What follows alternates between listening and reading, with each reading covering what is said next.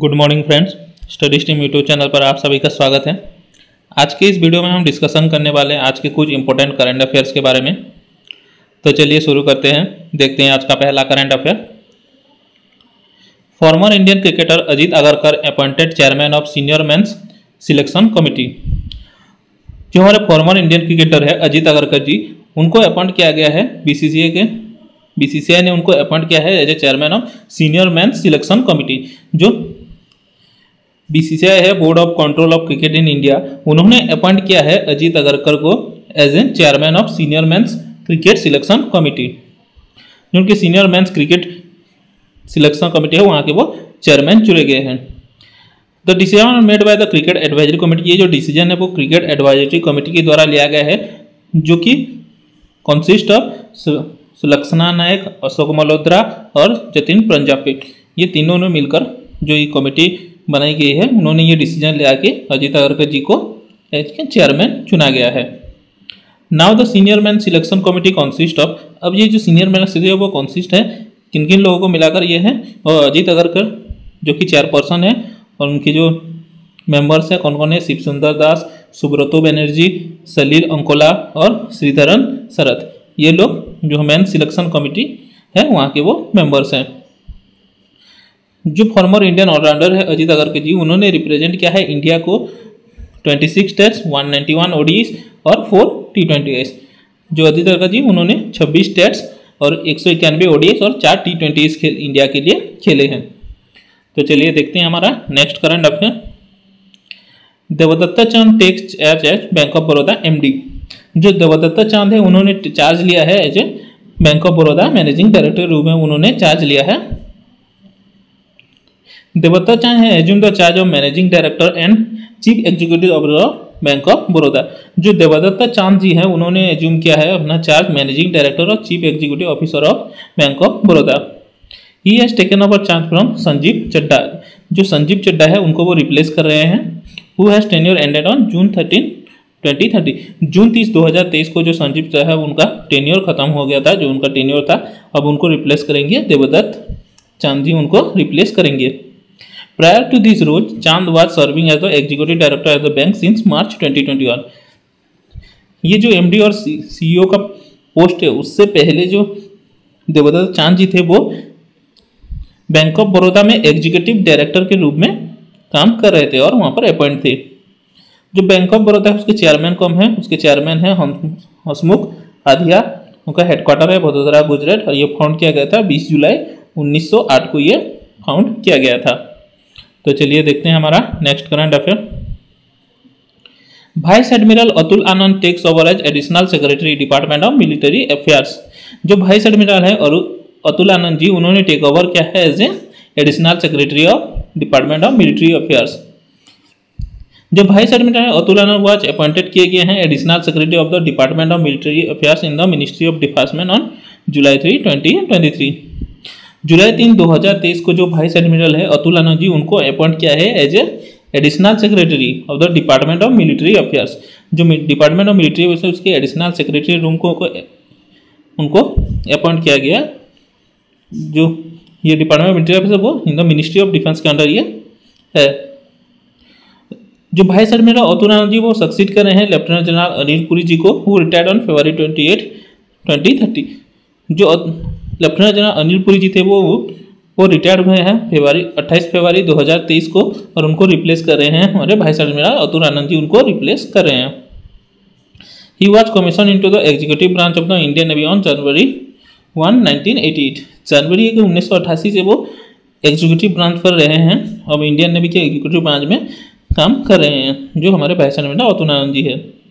He is a recipient of अति विशिष्ट सेवा मेडल एंड विशिष्ट सेवा मेडल। जो अतुल आनंद जी है उनको उन्होंने रिसीव किया, उसको ऑनर किया गया है अति विशिष्ट सेवा मेडल और विशिष्ट सेवा मेडल के उनको मिला है। He is also serve as the navigation officer of the Indian navy ships सादरा, रणविजय एंड ज्योति। जो वाइस एडमिरल अतुल आनंद जी उन्होंने सर्व किया है navigation as a navigating officer of the Indian navy ships. जो नेविगेटिव ऑफिसर उन्होंने काम किया है इंडियन नेवी शिप्स में, कौन कौन से, जो है शारदा, रणविजय और ज्योति, ये जो तीनों शिप्स हैं वहाँ पर उन्होंने नेविगेटिंग ऑफिसर के रूप में भी काम किया है। तो चलिए देखते हैं हमारा next current affair. NMDC win ASSOCHAM award for mineral development and employ brand. जो NMDC है, नेशनल मिनरल डेवलपमेंट कमीशन, उनको ऑनर किया गया है विद 2 प्रेस्टिजियस अवार्ड है, ASSOCHAM business excellence award 2023 held in Kolkata. जो एसोचैम बिजनेस एक्सीलेंस अवार्ड जो हो रहा था 2023 का, वो कहाँ पर होता है, वो कोलकाता में हो रहा था। और उसी के अंदर जो नेशनल मिनरल डेवलपमेंट कॉर्पोरेशन है, उसको ऑनर किया है 2 प्रेस्टिजियस प्राइज के साथ। कौन कौन से प्राइज के साथ? NMDC receive the mineral development award and the employer brand of the year award in recognition to of its significant contribution to the mining sector and its exemplary human resource practices। जो NMDC है, national mineral development corporation, उसको award दिया गया है, honour किया गया है।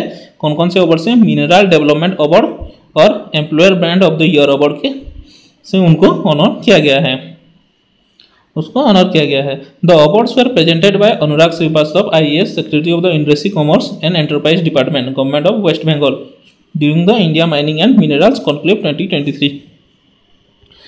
जो India mining and mineral conclave 2023 था, एसोचैम जो था, वहाँ पर जो थे अनुराग श्रीवास्तव जी, जो कि IAS हैं, secretary of the industry, commerce and enterprise department, government of West Bengal के जो हैं, उन्होंने रिप्रेजेंट किया है ये अवार्ड जो है नेशनल मिनरल डेवलपमेंट कॉर्पोरेशन, जो NMDC है, उसको उन्होंने प्रेजेंट किया है।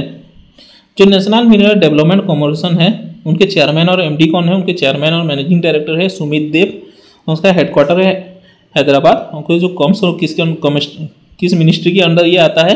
ये आता है मिनिस्ट्री ऑफ स्टील के अंदर, और ये मिनिस्ट्री ऑफ स्टील के अंदर आता है। तो चलिए देखते हैं हमारा next current affair. Britain give environmental award to Indian conservationist. जो ब्रिटेन है, उन्होंने अवार्ड दिया है, एनवायरमेंटल अवार्ड प्रेजेंट किया है इंडियन जो कंजर्वेशनिस्ट है, उनको ये अवार्ड दिया गया है ब्रिटेन के द्वारा। जो ब्रिटेन के किंग चार्ल्स है, किंग चार्ल्स थर्ड है, और क्वीन कैमिलिया है of United Kingdom recently presented the prestigious elephant family environmental award to Indian conservationist. जो इंडियन कंजर्वेशनिस्ट है, उनको ब्रिटेन के द्वारा दिया गया है जो एक प्रेस्टिजियस अवार्ड है, एलिफेंट फैमिली एनवायरमेंटल अवार्ड, ये इंडियन कंजर्वेशन को दिया गया है। जो कंजर्वेशिस्ट है, उनको ये अवार्ड दिया गया है। The award ceremony recognized filmmaker Kartiki Gonzalez, the creative mind behind the Oscar-winning documentary The Elephant Whispers, and the Real Elephant Collective Trek, a group of 70 Adivasi artist. जो ये अवार्ड है, जो एलिफेंटा फैमिली कॉन्फ्रेंशन एनवायरमेंटल अवार्ड है, ये किसको मिला है? ये मिला है जो हमारे फिल्म मेकर है, कौन? कार्तिकी गोंजाल्विस, जिन्होंने फिल्म को डायरेक्ट किया है। कौन सी? ऑस्कार विनिंग जो डॉक्यूमेंट्री फिल्म थी इस साल की, द एलिफेंट विस्पर्स, उसको उन्होंने डायरेक्ट किया है। और जो रियल एलिफेंट कलेक्टिव जो है ट्रैक, ये जो ग्रुप है, जो ये ग्रुप ऑफ 70 आदिवासी है, उनको 70 आदिवासी आर्टिस्ट का जो ग्रुप है, उनको ये अवार्ड दिया गया है। जो कार्तिकी गोंसाल्विस है, उनको डेब्यू डायरेक्टर हैं the acclaimed documentary the Elephant Whisperers, receive Tata award from King Charles III and Queen Camilla. जो ये कार्तिका गोंसाल्विस है, उन्होंने जो फिल्म को डॉक्यूमेंट्री किया था, जो डॉक्यूमेंट किया था द एलिफेंट विस्पर्स, उनको मिला है टारा अवार्ड के रूप में, टारा अवार्ड, जो कि प्रेजेंट किया गया है किंग चार्ल्स III और क्वीन कैमिलिया के द्वारा उनको प्रेजेंट किया गया है। और द रियल एलिफेंट कलेक्टिव जो है track was honoured with the Mark Shand award. तो चलिए देखते हैं हमारा next current affair. Lallianzuala Chhangte wins AIFF men's football of the year award for 2022-23। जो इंडियन फुटबॉल टीम के मिडफील्डर है लालियंजुला चांगटे, उनको नेम किया गया है IAFF men's football of the year 2022-23। तो men's football of the year award चुना गया। और जो मनीषा कल्याण है, उनको मिला है सेकंड, जो उनको मिला है women's footballer of the year award, और ये उनका second consecutive women's football of the year award है AIFF ने। जो लालियंजुला चांगटे है became the only second player from Mizoram, ये मिजोरम के सेकंड प्लेयर है जिनको ये अवार्ड मिला है। पहले कौन थे? पहले थे JJ लालपेखुला, 2016 में उनको ये अवार्ड मिला गया था, जिनको men's player of the year award मिला है। जो मनीषा कल्याण है become the only third Indian female footballer to win the individual award 2 or more times after Bala Devi, जिन्होंने 3 बार ये खिताब जीता है, और बेम्बेम देवी, जो उन्होंने 2 बार ये अवार्ड मिला है। जो बाकी विनर्स देख लेते हैं AIFF के। जो AFF mains football of the year award है उसको किसको मिला है, उन्होंने मिला है लालिंजुला चांगथे को मिला है ये। और women's football of the year 2022-23 ये किसको मिला है, ये मिला है मनीषा कल्याण जी को। और men's emerging footballer of the year award मिला है आकाश मिश्रा जी को। और women's emerging football of the year मिला है सिलजी सेजी को ये अवार्ड मिला है। तो चलिए देखते हैं हमारा नेक्स्ट करंट अफेयर। ये जो AIFF है उसके प्रेसिडेंट कौन है, उसके प्रेसिडेंट है कल्याण चुबे। उनका ये कब फाउंड किया गया था, ये 23 जून 1937 को ये फाउंड किया गया था। और उसका हेडक्वार्टर है न्यू दिल्ली। उनका पेरेंट ऑर्गेनाइजेशन है साउथ एशियन फुटबॉल फेडरेशन, जो साफ है उसका पेरेंट ऑर्गेनाइजेशन है। तो चलिए देखते हैं हमारा next current affair. India wins SAFF championship 2023 title. जो इंडिया है उन्होंने साफ चैंपियनशिप टाइटल जीता है। जो साउथ एशियन फुटबॉल फेडरेशन का जो चैंपियनशिप है उसको इस बार इंडिया ने जीता है। The Indian mains football team emerged victorious against Kuwait 5-4 in a thrilling penalty shootout, securing the South Asian Football Federation Championship 2020 title at Bengaluru Sree Kanteerava stadium. जो ये साफ चैंपियनशिप का टाइटल हो रहा था ये कहाँ पर हो रहा था, ये बेंगलुरु के श्री कांतिरावा स्टेडियम में ये बेंगलुरु में ये हो रहा था। और इस फाइनल मैच में टीम इंडिया ने कुवैत को हराकर इस खिताब को जीता है और ये चैंपियनशिप जीता है। जो साफ चैंपियनशिप 2023 का टाइटल है उसको जीता है। और उन्होंने कुवैत को कब हराया, एक पेनल्टी शूटआउट में उसको 5-4 से हराया है। और ये जो इस टाइटल को जीतने का ये उनका 9th साफ चैंपियनशिप है आउट ऑफ 14 जो 14 एडिशंस हुए हैं उसमें से ये उनका 9वां टाइटल है। In edition to the medal the Indian team order cash prize of $50,000 equivalent to Indian rupees 41 lakh. और इस चैंपियनशिप को जीतने के साथ उनको $50,000 का कैश प्राइज मिला है इंडियन फुटबॉल टीम को। बाकी के अवार्ड्स ऑफ द टूर्नामेंट देख रहे हैं किसकी को क्या क्या मिला है। जो फेयर प्ले अवार्ड मिला है वो नेपाल फुटबॉल टीम को मिला है। और बेस्ट गोलकीपर मिला है अंसिर रहमान जीको को मिला है। और हाईएस्ट गोल स्कोरर कौन रहे हैं, सुनील छेत्री 6 गोल। हमारे इंडिया के जो फुटबॉल टीम के कैप्टन है उनको ये हाईएस्ट गोल स्कोरर का मिला है। और मोस्ट वैल्यूएबल प्लेयर जो है वो सुनील छेत्री जो हमारे इंडियन फुटबॉल टीम के कैप्टन है उनको मिला है। तो चलिए देखते हैं हमारा नेक्स्ट करंट अफेयर। New Swarnima scheme for women. The Swarnima scheme is a term loan scheme introduced by the ministry of social justice and empowerment to provide financial assistance to women entrepreneurs और बैकवर्ड क्लासेस। ये जो Swarnima scheme है ये एक term loan scheme है। इसके अंदर एक लोन प्रोवाइड किया जाएगा इंट्रोड्यूस किया गया Ministry of social justice and Empowerment. जो Ministry of social justice and Empowerment है उन्होंने ये स्कीम लॉन्च किया है। और ये एक टर्म लोन स्कीम है जो कि प्रोवाइड करेगा financial assistance to women entrepreneurs from backward classes. जो वुमेन एंटरप्रेन्योर्स है, जो बैकवर्ड क्लासेस के वुमेन एंटरप्रेन्योर्स है उनको एक फाइनेंशियल असिस्टेंस प्रोवाइड किया जाएगा इस स्कीम के तहत। The scheme aims to empower women offering social and financial security through term loans. और ये जो स्कीम है उनको एम्पावर करेगी, जो वुमेन है वुमेन एंटरप्रेन्योर्स है उनको एम्पावर करेगी through offering social and financial security through term loans. उनको जो टर्म लोन्स पे आ जाएगा उनको इसी के तहत उनको जो एम्पावर किया जाएगा जो वुमेन एंटरप्रेन्योर्स है बैकवर्ड क्लासेस के। The scheme facilitate access to loan up to 2 lakh at interest rate of 5% per annum. ये जो स्कीम है इसी स्कीम के अंदर फैसिलिटेट किया जाएगा, एक लोन प्रोवाइड किया जाएगा जो कि अप टू 2 लाख तक होगा, जो कि एक इंटरेस्ट है 5% इंटरेस्ट रेट पर एनम में ये प्रोवाइड किया जाएगा। लोन जो है वुमेन एंटरप्रेन्योर्स को दिया जाएगा। The National Backward Classes Finance and Development Corporation acts as implementing agency for the scheme. जो National Backward Classes Finance and Development Corporation है ये इस स्कीम को इम्प्लीमेंट एजेंसी के रूप जो इम्प्लीमेंट करेगी इस स्कीम को इम्प्लीमेंटिंग एजेंसी के रूप में काम करेगी इस स्कीम के। और जो स्टेट चांसलिंग एजेंसीज है are the nodal agency responsible for executing the scheme on ground level. जो स्टेट चैनलाइजिंग एजेंसी है वो नोडल एजेंसी की तरह काम करेगी रेस्पॉन्सिबल फॉर एग्जीक्यूटिंग और स्कीम है उसको एग्जीक्यूट करेगी, जो ग्राउंड लेवल में है वहां पर उसको एग्जीक्यूट करेगी। जो ये स्कीम है उसका एलिजिबिलिटी क्राइटेरिया क्या है, जो एलिजिबिलिटी क्राइटेरिया है the applicant must be a female, एक फीमेल होना चाहिए वो एप्लीकेंट। और the age of the applicant must be 18 to 55 से 18 से 55 साल के भीतर उसका एज होना चाहिए जो एप्लीकेंट होगी। तो एप्लीकेंट मस्ट बी एंटरप्रेन्योर, और जो एप्लीकेंट होगी वो मस्ट बी एंटरप्रेन्योर होगी जो कि बिजनेस पर्सन होगी। The total annual family income of the applicant must be less than 3 lakhs। और जो जो कोई भी एंटरप्रेन्योर होगी, वुमेन एंटरप्रेन्योर होगी, जो उसका टोटल फैमिली इनकम है वो लेस देन 3 लाख होना चाहिए। जो उनका टोटल फैमिली एनुअल इनकम होगा वो 3 लाख से नीचे होगा, तभी वो एलिजिबल हो सकते हैं इस स्कीम के लिए। तो चलिए देखते हैं हमारा next current affair. PM Modi inaugurate Sai Hira Global Conservation Centre in Puttaparthi.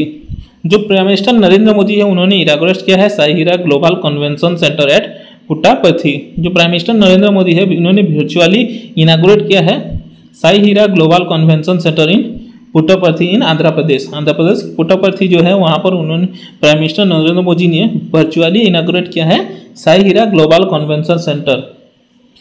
ये जो कन्वेंशन सेंटर है कंस्ट्रक्टेड बाय द श्री सत्य साई सेंट्रल ट्रस्ट, और ये जो कन्वेंशन सेंटर ये किसके द्वारा कंस्ट्रक्ट किया गया है? ये कंस्ट्रक्ट किया गया है श्री सत्य साई सेंट्रल ट्रस्ट के द्वारा ये कंस्ट्रक्ट किया गया है।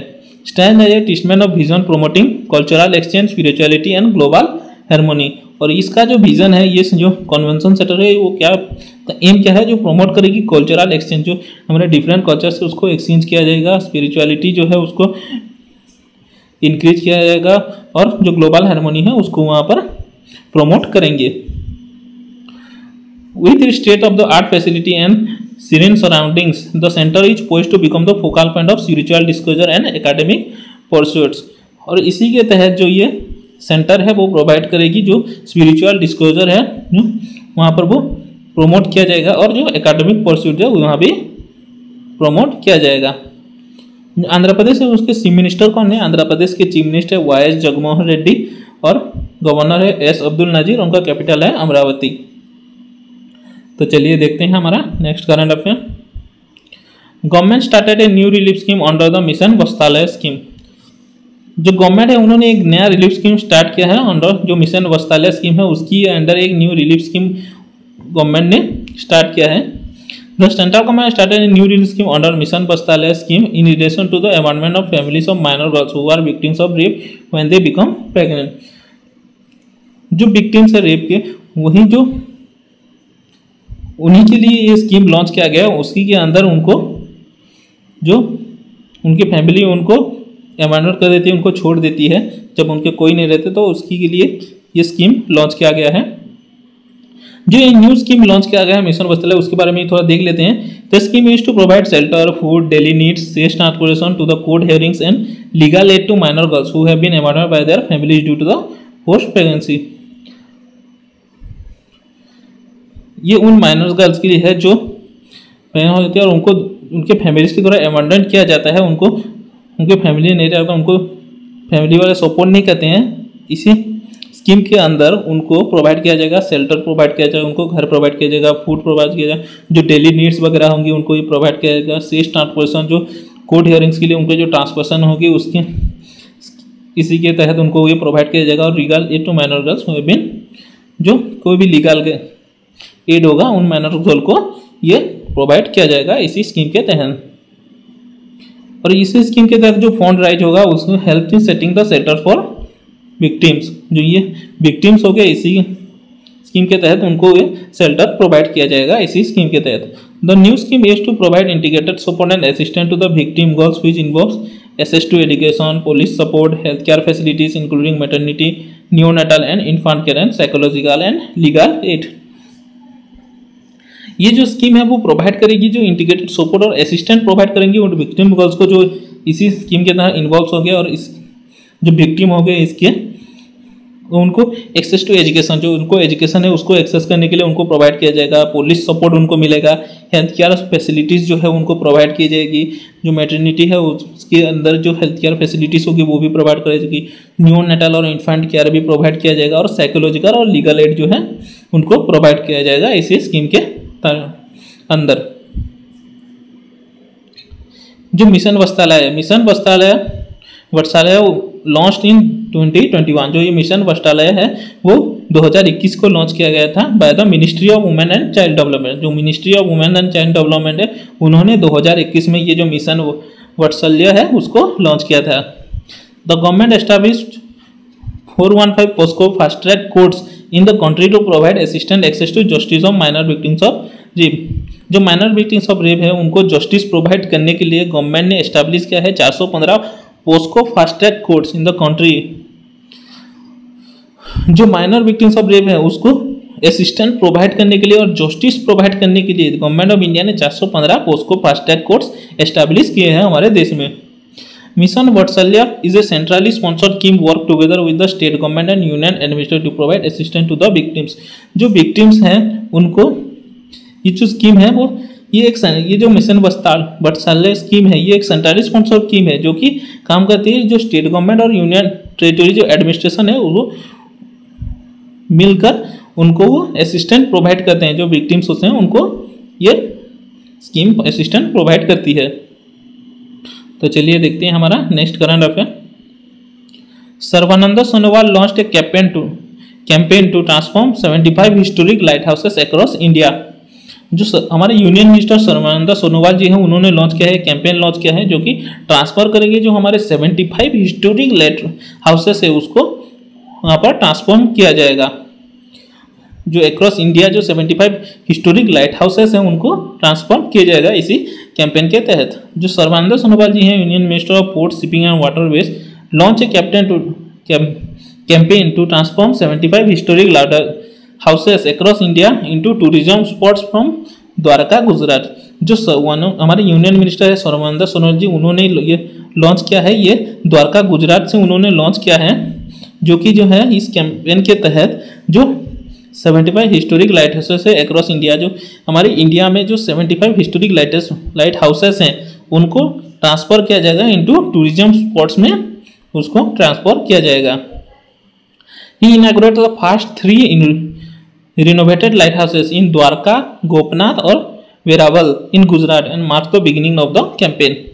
जो हमारे यूनियन मिनिस्टर है सर्बानंद सोनोवाल उन्होंने इनागुरेट किया है जो ये 75 हिस्टोरिक जो लाइट हाउस है उनको जो ट्रांसफॉर्म किया जाए उसके जो पहले 3 लाइट हाउसेस है उनको रिनोवेट किया गया है, उसको उन्होंने इनागुरेट किया है। कहाँ पर ये लाइट हाउस जो है वो उनको रिनोवेट किया गया वो किया गया है द्वारका में, गोपनाथ में और वेरावल जो है गुजरात के जो ये तीनों जगह हैं वहाँ पर उनको ये लाइट हाउसेस जो है उनको रिनोवेटेड किया गया है इसी कैंपेन के तहत।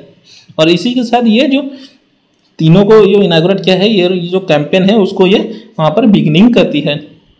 The aim of the campaign is to showcase the rich culture, significance and magnificent structure of India. और ये जो कैंपेन है वो शोकेस करेगी यहाँ पर लोगों को दिखाएगी कि कुछ को जो इंडिया का रिच कल्चर है, जो उनका सिग्निफिकेंस है और जो मैग्निफिकेंट स्ट्रक्चर से जो बनाया गया है ये लाइट हाउसेस ऑफ इंडिया जो है उनको जो बनाया गया है उनको वो शोकेस करेगी। The historic sites have the potential to develop into tourist attraction and boost the local economy. और ये जो हिस्टोरिक साइट्स है, जो हिस्टोरिक लाइट हाउसेस है वो उनको डेवलप किया जाएगा इनटू टूरिस्ट अट्रैक्शन में उनको डेवलप किया जाएगा और जो लोकल इकोनॉमी है उसको कैसे बूस्ट कराया जाएगा उसके लिए यह कैंपेन किया गया है। तो चलिए देखते हैं हमारा next current affair. IOB introduce RuPay select debit card. जो इंडियन ओवरसीज बैंक है उन्होंने इंट्रोड्यूस किया है RuPay select debit card. On 4 July 2023 Indian Overseas Bank introduce the all new RuPay select debit card aiming to provide customer with a comprehensive blend of luxury, convenience और security. जो Indian Overseas Bank है उन्होंने 4 जुलाई को एक नया RuPay select debit card launch किया है जो कि कस्टमर्स को प्रोवाइड करेगा comprehensive blend of luxury provide करेगा, कन्वीनियंस और सिक्योरिटी जो प्रोवाइड करेगा उनको कस्टमर्स को with a host of exclusive benefit including access to gyms, complimentary health checkups, golf sessions, spa services and lounge privilege at select domestic and international airports. और ये जो RuPay select credit debit card है इसी के अंदर जो customers है उनको प्रोवाइड किया जाएगा इंक्लूडिंग एक्सेस टू वो जिम को एक्सेस कर सकते हैं, कॉम्प्लीमेंट्री हेल्थ चेकअप जो होगा उसको वो भी यूज कर सकते हैं, उनको बेनिफिट मिलेगा। गोल्फ लेसन जो है उसका भी बेनिफिट उनको मिलेगा, जो स्पा सर्विसेज है उसका भी उनको बेनिफिट मिलेगा। और जो लाउंज प्रिविलेज हैं जो डोमेस्टिक और इंटरनेशनल एयरपोर्ट्स में जो सिलेक्टेड डोमेस्टिक और इंटरनेशनल एयरपोर्ट्स होंगे इसी के अंदर उनको वो प्रोवाइड किया जाएगा। This initiative not only provide convenience and security but also reflect IOB's commitment to meeting the evolving needs and expectations of its valued customers। और ये जो इंडियन ओवरसीज बैंक का जो ये रुपे सिलेक्ट डेबिट कार्ड है ये प्रोवाइड खाली convenience और सिक्योरिटी ही प्रोवाइड नहीं करेगी, ये प्रोवाइड करेगी जो है कस्टमर्स की जो एक्सपेक्टेशन है, उनकी जो नीड्स है उसको वो प्रोवाइड करेगी और उसको कमिटमेंट जो किया है उसको वो मीट करेगी। जो ये रुपए सिलेक्ट डेबिट कार्ड उसका एलिजिबिलिटी क्या है, उसका एलिजिबिलिटी है to be eligible for the RuPay select debit card individual must maintain a saving bank account of certificate deposit with IOB with average daily balance of 1 lakh.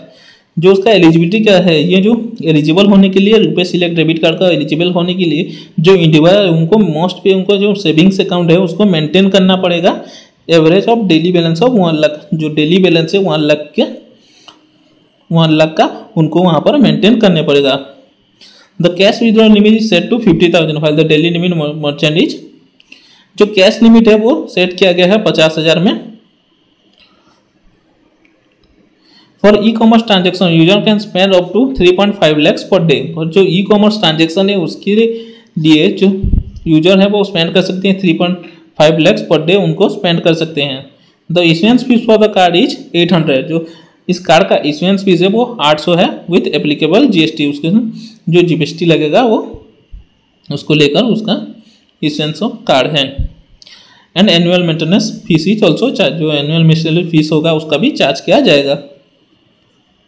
जो IB के customers है will enjoy 5 free transaction both financial and non financial IB ATMs.